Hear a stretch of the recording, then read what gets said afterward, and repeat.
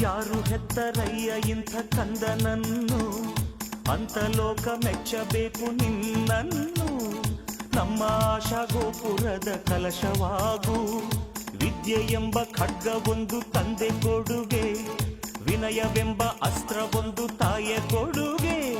ದ್ರೋಹಿ ಎಂಬ ಪಟ್ಟದಿಂದ ದೂರವಾಗು, ಕೋಪವೇ ಹಿಂಸೆಗೆ ಕಾರಣ, ಸಹನೆಯೇ ಬಾಳಿಗೆ ಭೂಷಣ.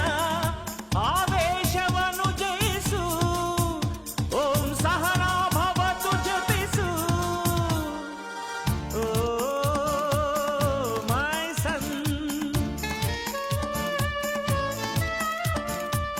ಅಮ್ಮನ ಆಸೆಯ ಆರತಿಯಾಗು, ಅಪ್ಪನ